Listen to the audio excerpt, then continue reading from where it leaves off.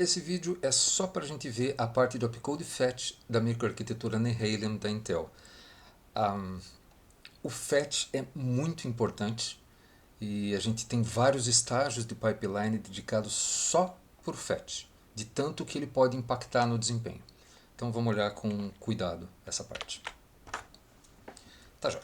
Ali no vídeo anterior a gente tinha visto aqui, né, que essa caixinha é a memória de instruções. É a cache de nível 1, é uma memória rápida e tal. Então as instruções vão sair daí. Primeira coisa interessante, olha só. Você em um clock consegue ler 128 bits. Essa que é a coisa. Ou seja, é um barramento bastante largo e a gente quer ler o máximo possível. Por quê? Porque a leitura da memória é o gargalo. Tá? Por mais que essa cache que a gente está vendo aqui, né, seja uma memória rápida, ainda assim o resto do processador precisaria que ela fosse mais rápida, porque na hora que você não tem o dado pronto, a gente sempre perde um clock ou outro aí. Então, a gente lê 128 bits de uma vez para tentar adiantar serviço. Você não lê uma instrução, você já lê várias. Por isso que o nome desse buffer aqui embaixo é Prefetch Buffer. Porque se você vai pegar uma instrução, você faz um Instruction Fetch, busca de instrução. Mas já que você provavelmente vai precisar das outras que estão vindo, porque né, a não ser que tenha um branch, você vai usar as subsequentes, você já manda vir um bloco para economizar tempo, porque se você pedir uma de cada vez, eu vou chutar, tá?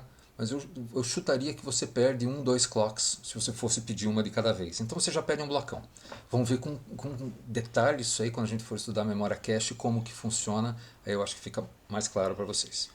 Mas então a gente tem esse prefetch buffer de 16 bytes. Então a gente guarda 16 bytes. Eu não sei quantas instruções tem aí.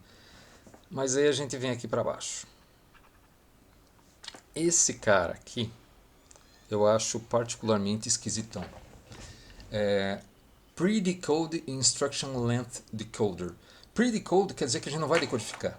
Se vocês lembrarem das nossas aulas de circuitaria, decodificar uma instrução significa identificar exatamente qual instrução ela é e habilitar a execução dela para frente. Esse bloco de predicode ele não vai descobrir exatamente qual é a instrução, ele só vai descobrir qual é o formato da instrução. Por quê?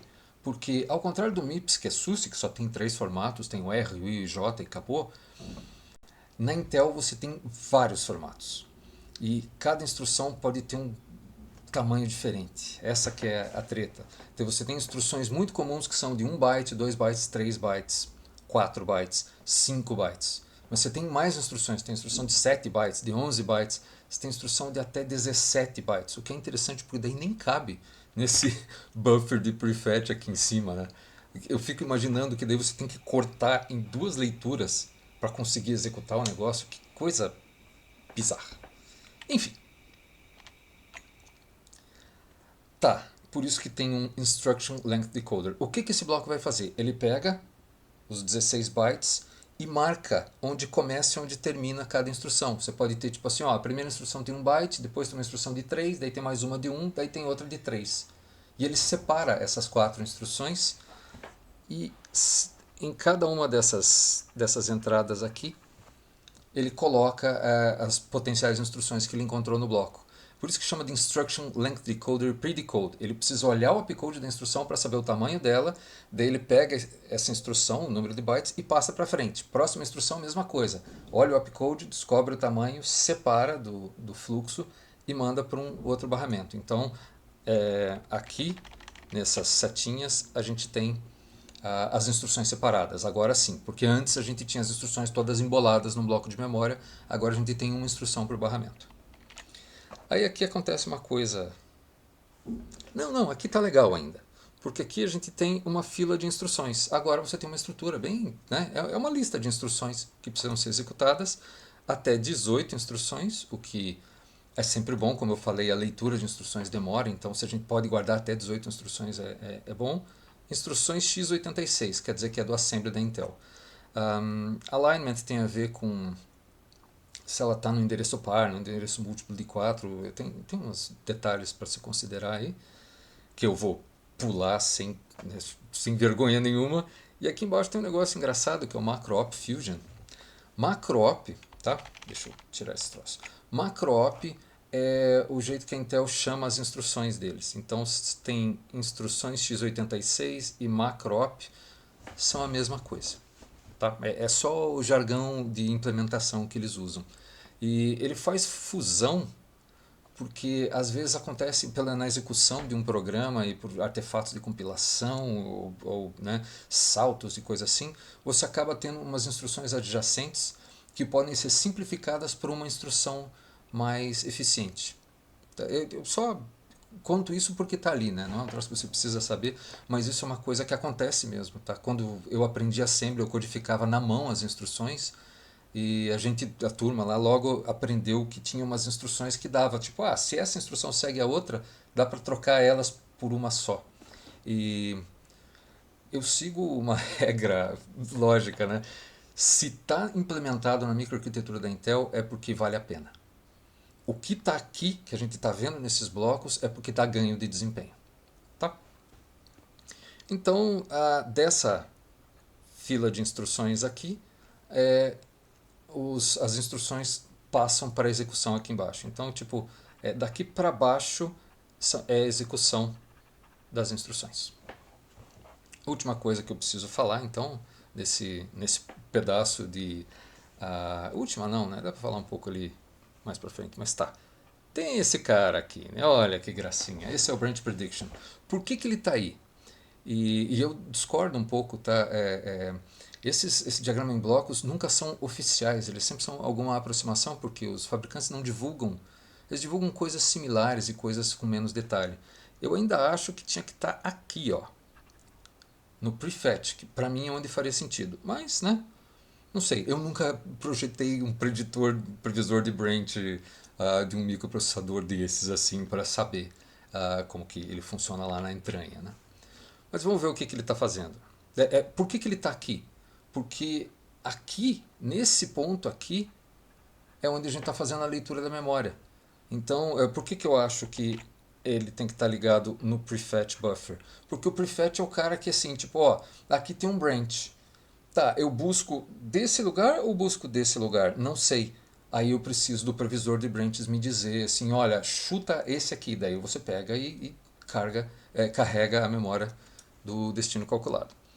A primeira coisa aqui do preditor de branches, da previsão de branches é bimodal. Bimodal é aquele que a gente estudou com a maquininha de estados, né?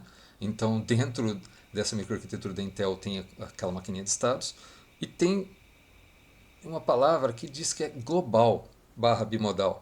Isso é porque os caras descobriram que se você fizer uma correlação do que está acontecendo no teu programa em geral com o branch específico, você melhora um pouquinho a taxa de acerto. E esse pessoal vende a própria mãe por qualquer 1% de acerto a mais, né? Então, funciona, vale a pena, tá aí. Esse indirect jump que tem aqui é uma coisa bem de Intel, porque às vezes a gente precisa calcular o destino. O destino é feito com um cálculo matemático, ele não é, não dá para saber em tempo de compilação, só em tempo de execução. Daí é uma otimização, tá? Não importa pra gente. Mas tem um troço que eu acho muito legal, que é isso aqui, ó. Loop. Opa, rabisquei demais. Esse cara aqui, esse previsor de branches, trabalha com detecção de loop.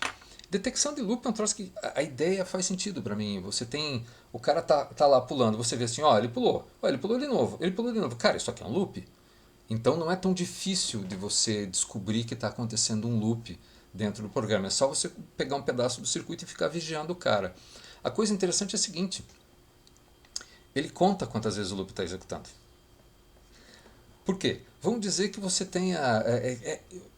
É assim, é comum você executar várias vezes o loop e não ter alteração. Por exemplo, eu tenho lá uma lista encadeada, ou um vetor que seja, que está com 10 elementos. E eu fico percorrendo ela o tempo inteiro para ver alguma coisa, mas o loop mesmo executa 10 vezes, porque ele não troca esses 10 elementos. O que esse cara faz? Ele percebe que tem um loop e ele conta. Ele fala, ó, a primeira vez que executou, ele executou 10 vezes e caiu fora. Segunda vez que executou, ele executou 10 vezes e caiu fora. Quer saber de uma coisa? Eu vou fazer o previsor de branch, então, já que esse troço é um loop, Eu vou fazer ele executar 10 vezes e vou prever que na 11ª ele cai fora. E você consegue um ganho de desempenho com isso. Eu acho muito interessante, eu acho muito louco. Eu acho que o pessoal que trabalha com essa circuitaria pensa muito fora da caixa, assim. Mas na real, repetindo o que eu acabei de falar, a tua ideia pode ser a ideia mais de jirico do universo, um troço completamente fora de órbita. Se você implementar no circuito e o troço acaba dando um ganho de desempenho, ele é mais rápido, ou dá um ganho de consumo, ele gasta menos corrente, cara, eles vão usar. Não tem essa assim. Se tá aqui é porque algum ganho o cara há de ter. Tá. É, não, só isso.